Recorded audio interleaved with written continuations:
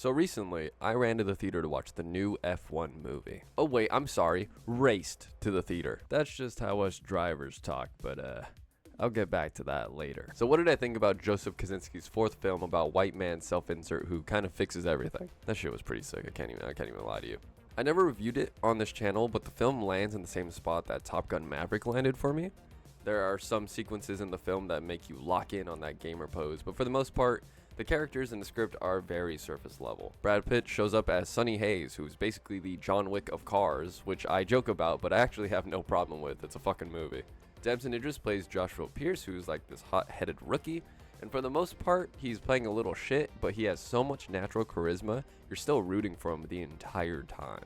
The film follows the fictional team Apex GP and the struggles that come with being a new team on the grid. I can stop explaining the plot right there because honestly you could probably piece together the rest of the movie. It's that predictable and the characters have conflict that you would find in any other Saturday morning cartoon. But I mean, is that really a problem? Not really. Again, this film lands itself in the same area as Top Gun Maverick. You're not really there for the characters or the plot, you're kind of just there to see those fuckers go fast. And it delivers on that. I feel like no one ever really doubted this part of the film to be lacking, so just that alone warrants a theater visit. But before the film came out, there was a big discussion about realism, and a lot of F1 fans were saying, this is gonna be Hollywood trash, not capture the essence of the sport. And like, no shit.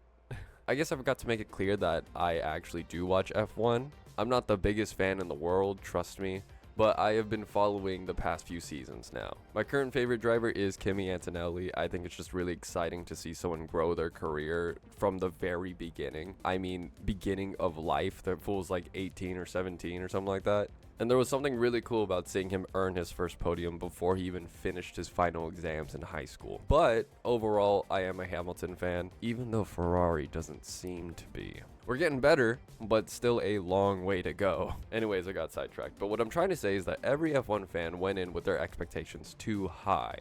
But at the same time, I can't really blame them for that. Joseph kept telling people this would be the most authentic driving film, and you kind of set yourself up for that one. You can't just call your movie the NBA and then not follow any of the rules of basketball.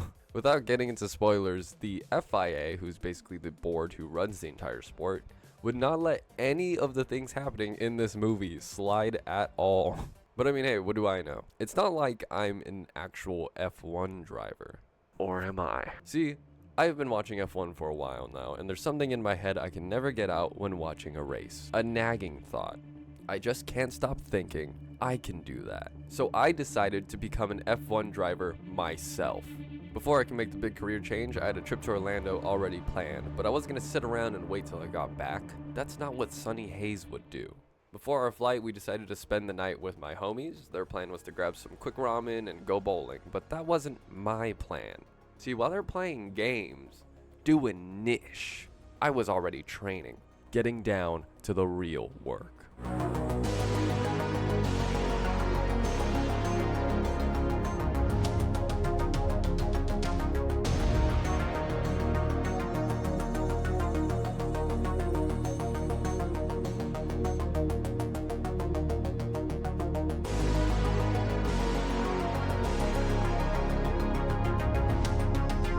So we finally set off to Orlando, and I'll tell you, man, those wide open roads were calling my name.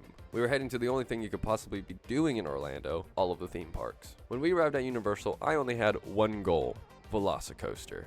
While other F1 drivers idolize each other, I idolized the Raptor Squad.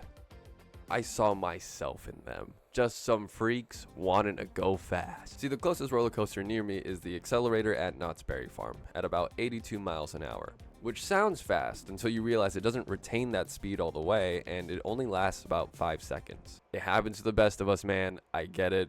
Don't worry about it. It just happens all the time. Velocicoaster, on the other hand, hits a top speed of 70 miles per hour but retains the speed throughout most of it. The slowest it goes, according to Reddit, is 53 miles per hour over the Laguna due to safety concerns. What a bunch of cowards. To get to Velocicoaster, we had to cut through Dr. Seuss's land and whatever Honk Honkers is. And I won't lie, we barely made it through. What the fuck is this, bro?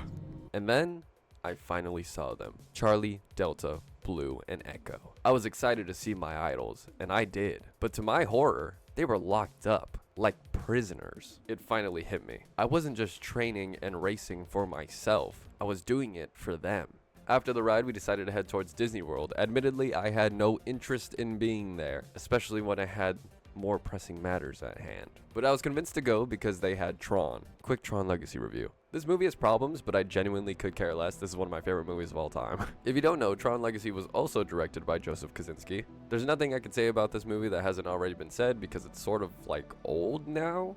If Daft Punk's score did not exist, this movie would probably place itself in the same category of Top Gun and F1. It would have been another fine Joseph Kosinski movie about a white guy who shows up, fixes everything, and then drives off into the sunset to do something.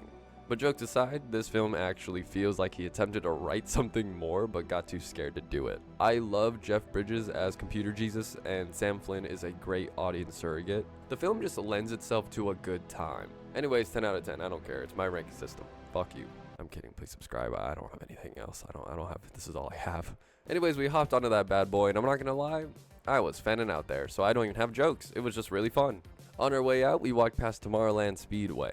Finally, my first real circuit practice, and oh.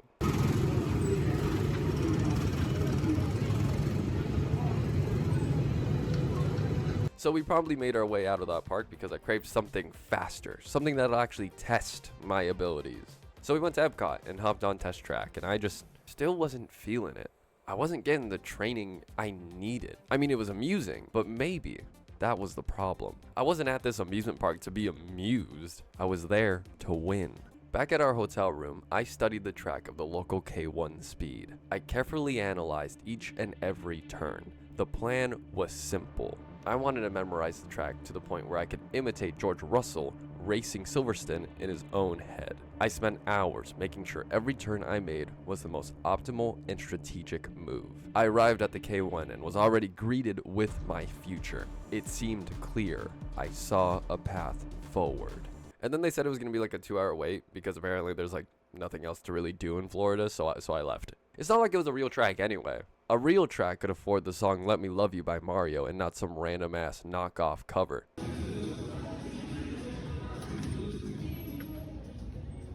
Anyways, I found something better.